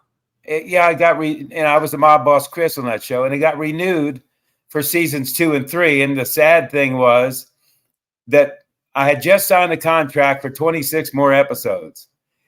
And a month later, the actors went on strike, like literally about a month later. So the showrunner says, Sherry with Organic Media in Santa Monica says, look, well, we've got second season is written. Well, first the writers went on strike and then the actors after that. But she says the writers have written season 2 and 2 episodes of season 3. And theoretically, they're paid. We could go ahead and shoot this, though that second season, 2 episodes. And then the actors went on strike. And she says, well, we're done now. We can't shoot it because this is everything SAG. And it was all union. It was an all union thing. So she said, we're just going to wait it out. And then when this thing's over, hopefully we can get back to filming, And I had signed a really nice contract with a bonus at the last week of shooting. And then about, I don't know, when did the strike end? December or something? November, December of that same year? December. It was 8 or 9 months, whatever it was. I don't recall now, but then Sherry Gruel is her name, very, very nice person. And she was the showrunner. She sent everybody an email, said, look, Roku pulled the pin on the show. So that was the end of that. But so do you like doing because you've done a bunch of TV series and you also have done a bunch of movies. Do you like doing which do you prefer, TV series or movies? Well, the series stuff is great if you're a regular. I mean, well, even a co-star guest, I like doing any of it and all of it, honestly. You name it, it's fine with me as long as the check cashes, If the check cashes, I'm good. That's funny. I like that. And if you're treated properly, if you're not, made to sit out, I don't know, out in the lower 40 and freeze while you're trying to eat lunch. I mean, if you're treated properly and the money's good, I mean, I'll pretty much do anything. I won't do full nudity. No, I won't do that. There's a few things I won't do. most things I will. Most things I'll do. But I like when Kyle said soaps. See, I was never regular, and I can see his point about it's regular. It's the closest 9 to 5 as you can get, right? I mean, it's regular money every week, and that would be cool. I like movies because it pays a lot more money, and you're not there as long. You don't have to. Your whole life's not on set. And I have a wife married 52 years, and I have 8 grandkids and 3 kids. That's so for you. I don't want to be gone all the time. I just don't. And I have enough money now where I really don't have to work all the time. I don't have to make ends meet, So, I mean, we're pretty well off now. So I will work. I'm very grateful. I will work till I drop dead. Well, that's where I'm at. That's what I'm going to do. Because I love my work. Yeah. And what would I do if I stopped making movies and doing this show? What would I do? Play dominoes? I mean, go sit in the park with pigeons? What do you do? Yeah, no, you're right. I get the same. I have the same feelings about it. Exactly. I'm going to keep doing this till I drop dead. I mean, my grandpa, he didn't make movies, but he worked until he dropped over. He died at work. He hated retirement. He was a Scotsman. He hated retirement. Retirement is when the brain stops working, and when the brain stops working, the body stops working, and the heart stops working.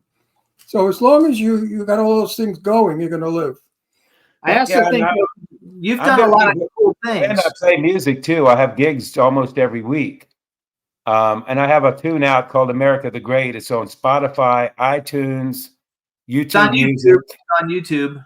I listened to it yesterday. It's on YouTube Music. Yeah, well, I think it should be re-recorded, but I had to fight with the band over it, so we didn't do it. But I think the lyrics are very patriotic. The lyrics are really good, and you should re-record it because the voice is drowned out too much in it. You're right. That's another reason I want to re-record it. But I think the premise of the song, the lyrics, and the music, I think all those are good. I just think the production quality could have been a lot better. Absolutely. Yeah. So let's talk about some of the stuff you've actually done. First of all, I want to talk about some of the people you've worked with because it'll tie it together. But you've worked with a bunch of people, and a bunch of them have been on our show. Some of them were on many years ago. Even though I have never worked with Meg Foster, I would like to. But Corin Nemec, Bill Oberst Jr., you've done a lot of stuff with Bill Oberst Jr. He's been on the show a million times. We both love him. Courtney Gaines has been on the show. Maria Olsen has been on the show. Corin Nemec, I said already. Courtney Gaines, Bill Oberst, Eric Roberts been on the show. Peter Jason's been on the show. Sherry Davis is a very good friend of ours. I guess you've probably worked with her on a lot of stuff since you're in LA. Love Sherry. We love her to death. Robert Donovan's been on the show a bunch of times. Andrew Stevens we just had on the show. Let's see. Robert, you have a lot of them that you've done a bunch. So you've done a bunch of stuff with Corin Nemec, Robert Donovan, and Bill Oberst Jr., all terrific talents, super really great guys. But you did a movie called The Deceived with Meg Foster. Did you get to actually work with Meg Foster? I love Meg Foster. Oh yeah, I had some scenes with Meg, and that should be out. I would guess the director is from Australia, Ash Aaron. As a matter of fact, they flew everybody over, other than a few extras and folks from local. They shot most of it in the Malibu area, and he tells me that the trailer should be out within a week or two. And then he thinks the movie will actually be out in its entirety, and they're going for a theatrical release. He feels like it should be out within end of this month or November. Well, and it is The Deceived, and Meg Foster is in it. And she was the original. I don't know if she's the original Cagney or Lacey. I can't remember now. She was one of them. No, but she was in that. She was in that Roddy Piper movie, They Live. She was her and Roddy Piper were the two stars of it, and I just always remember it from when I was a kid. and like she's a super talent. She is. Also, I have Dawn Hinton. I have Dawn Hinton in the chat room. She told me to tell you hello. She watched Oildale. You have Oildale. I think it's on Tubi, right? It's on Prime. Oh, actually. On Amazon Prime about Amazon Prime. Yeah. About homeless veterans that don't have a place to live. Yeah, and that's gotten some fantastic reviews. It's actually about a family, and it's about a 16-year-old girl and her 12-year-old brother, and they take in these. Their grandpa dies. They're living with their grandpa. I'm sorry. They have to put him in a nursing home because he's just too far gone. They just can't handle him. So they put him in a nursing home, and then all the grandpa's pension money, all of his income goes to pay the nursing home for his care. And so this 16-year-old girl and her 13-year-old brother, they decide to take boarders in to make ends meet. So they take in 3 veterans, and I'm one of them. And I'm the only homeless one that they take in an Iraq vet and 2 Vietnam vets, and I'm playing one of the Vietnam vets. And I've been on the street for a lot of years since Vietnam, and she's an aspiring country singer, so there's a lot of music in it. And we shot a lot of the music scenes at the Fox Theater in Bakersfield. I'm trying to think who built that. I think maybe Buck Owens. I liked it so much too, is because she lives in Bakersfield. Yeah, and it's got great reviews. And all the performances are, Lynn Salt and David Mueller made the film. Lynn Salt wrote the film. She's a writer, and we did shoot it in the Bakersfield, Oildale area.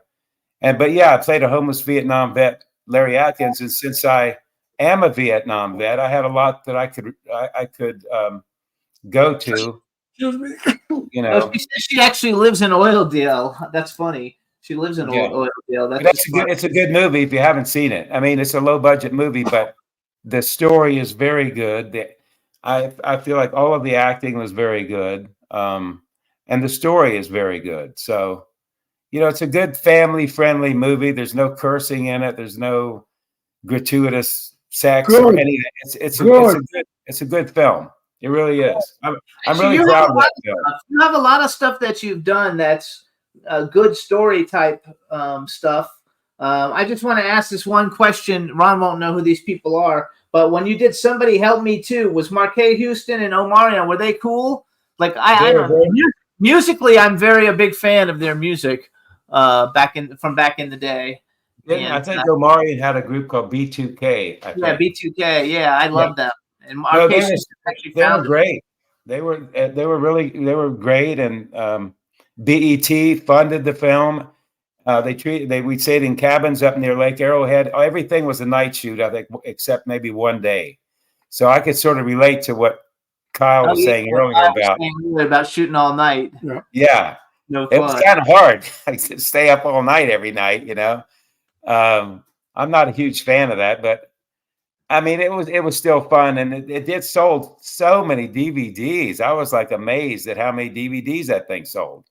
And not only Marcus and Omarion, but Jessica Donna Summer's daughter. Yeah, we should. Donna Summer's daughter's in it too. Brooklyn Sudano. Yeah. Yes. Wait, what? Did we shoot Clown 3 at night somewhere? No, well, we shot into the night, but we didn't shot overnight. We shot that one night. We did. Yeah, until like 11 or 12 at night. Right. We didn't shoot overnight. I don't think I would like those overnight shoots either, though. I wouldn't really like that so much. I'm not crazy about it. And then after I did that, we did Somebody Help Me Too, which I don't think was nearly as good. The story wasn't nearly as good. And then from that, I got hired by Chris Stokes, the director, to do a pilot with John Amos, who just passed away. We did a pilot called Chris Stokes was the manager for Marquette Houston, because he had a group also, and then they discovered B2K. I'm big into the music thing, so I like it. And I'm actually friends with the other members of B2K. So I think it's just a cool thing, and I enjoyed it. So let's talk about. Let's go with you got a lot of horror. You got horror movies. You have every kind of movie. Is there a genre that you enjoy the most?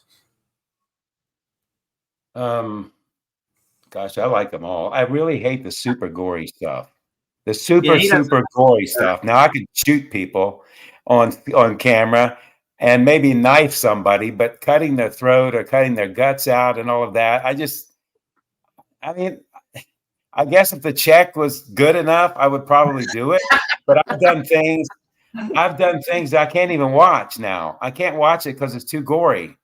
And I don't even, and my kids and grandkids hate seeing me do that stuff.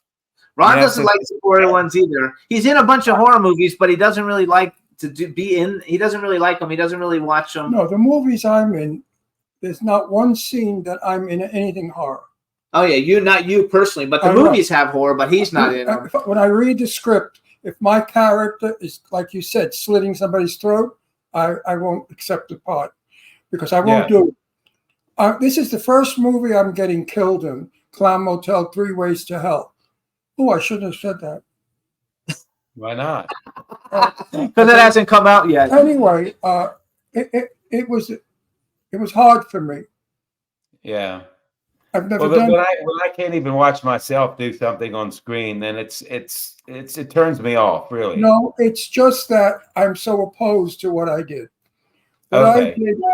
This is the weirdness of it. I am an advocate for suicide. I tell everybody, if you're going to commit suicide, call me. Talk to me. Suicide prevention. I don't believe in suicide. Right. And yet. Well, I don't either. And the part I play, I do it. Oh, you kill yourself?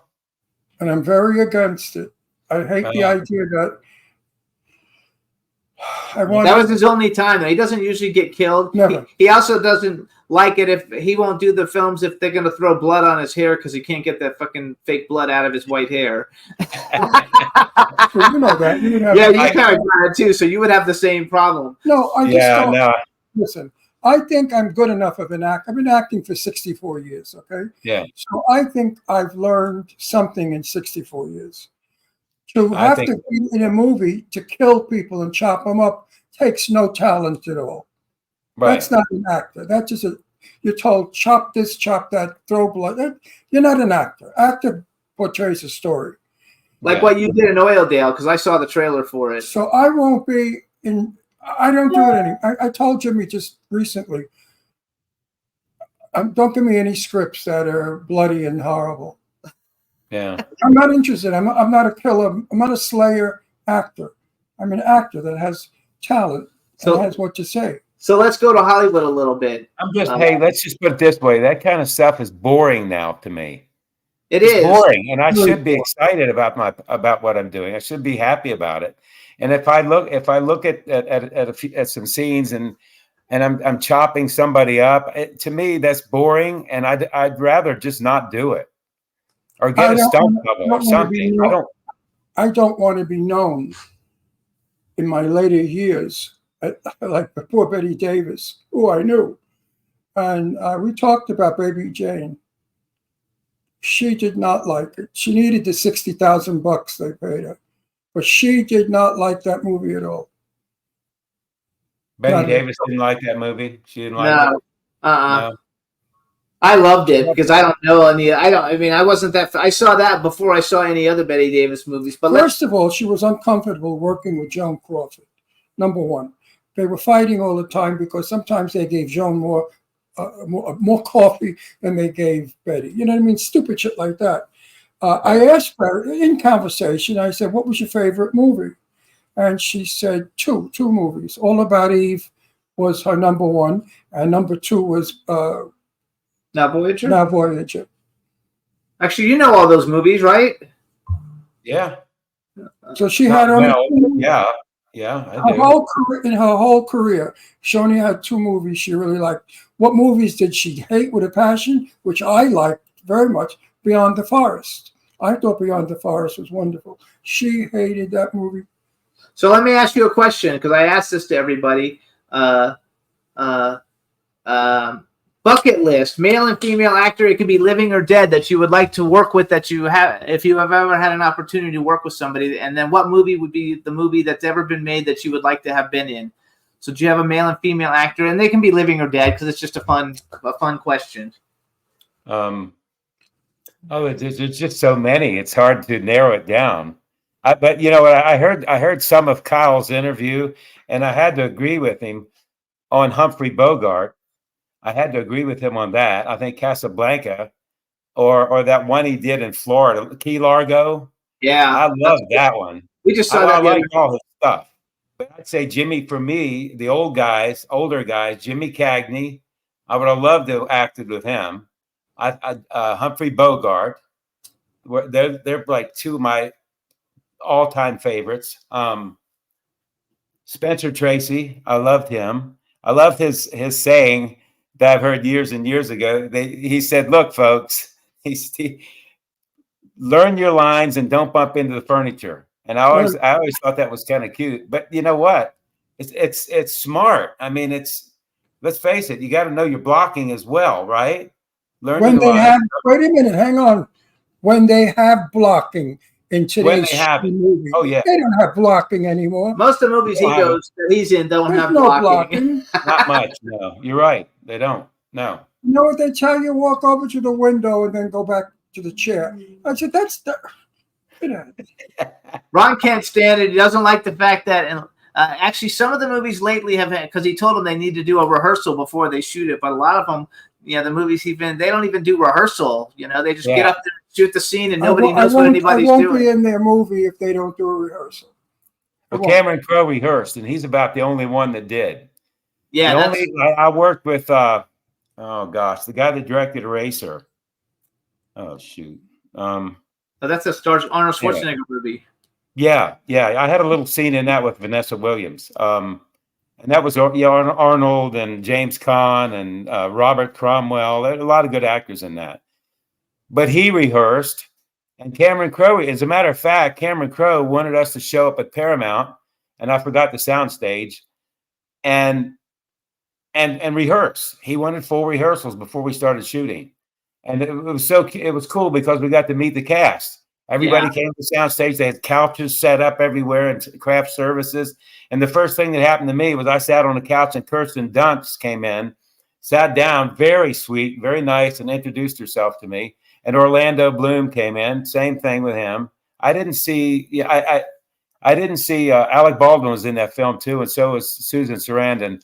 They did not rehearse, but the rest of the cast did. Now, maybe they were too, didn't have time or whatever. I mean, not going to disparage. No, there are a lot of stars. There are a lot of stars that think there's nothing to learn anymore. They think they've learned it all and they don't need anything anymore to help with it. That they're great enough to go out there and make it work. That's bullshit. Because the comfort I have when I work with another actor, it has to be a romance. There has to be a connection. And I find that connection in a rehearsal. The actual shoot, you know your stuff. I like rehearsal because I get to talk with the person before I work with them. It's familiarity. I don't like a cold set. That's it. If it's a cold set and I have to do my lines on that cold set, I don't like it. Yeah.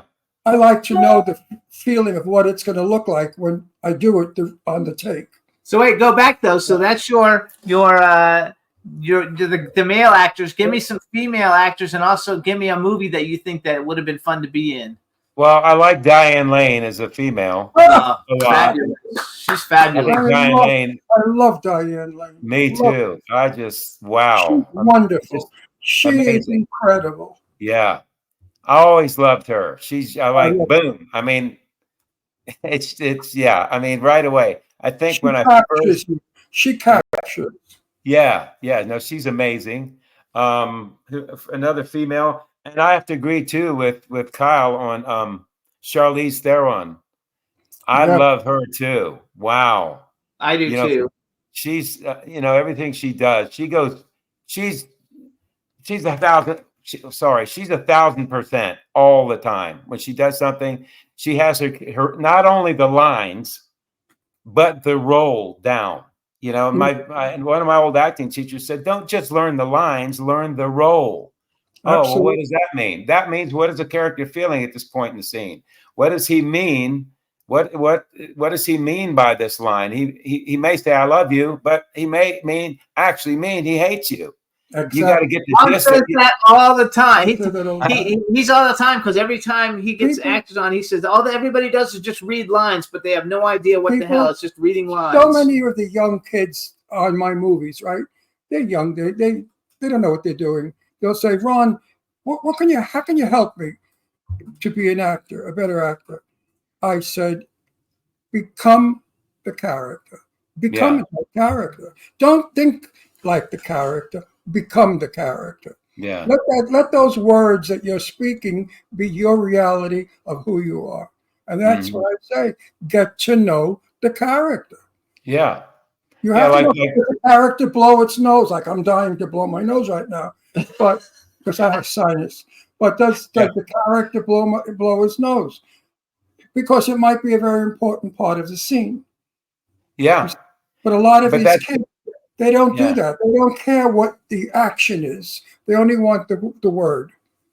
Right. And that's tell everybody this. I'm sure you act this way too. Well, that's the gist of what I'm saying here is what an old time teacher told me. Don't just learn the lines, learn the role. Yeah, but hands act in the lines. Hands act. Don't put your hands at your side and say, now I'm going out to play with my dog. Now I'm going to go out to play with my dog.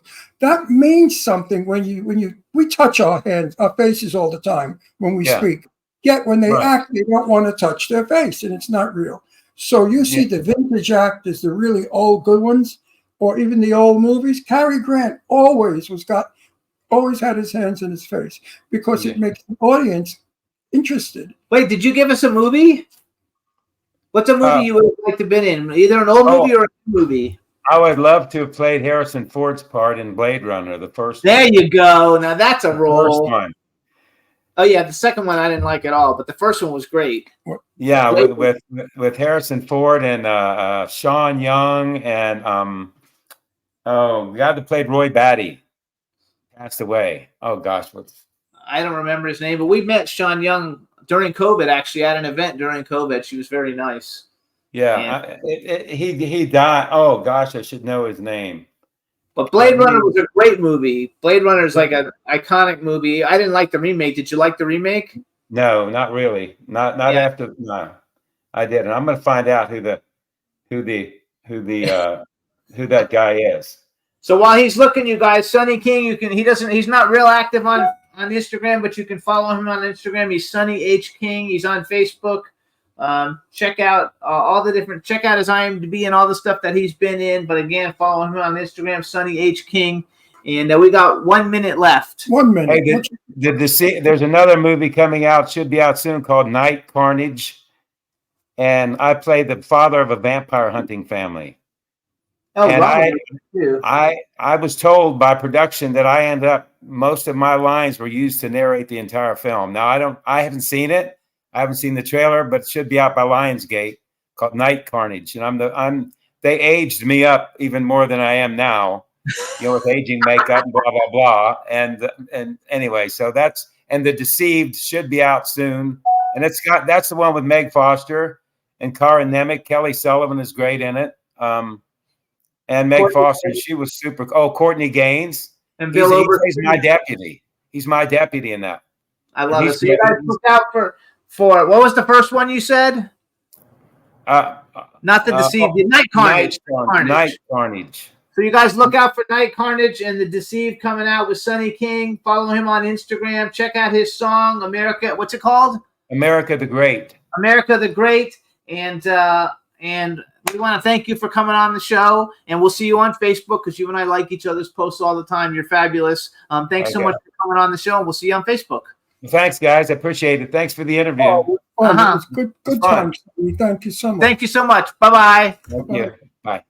All right, everybody. We'll see you next week. We're going to Halloween Hotness this weekend. Should be fun. Thanks, everybody, for being in the chat room. And we'll see you guys next week. Bye-bye.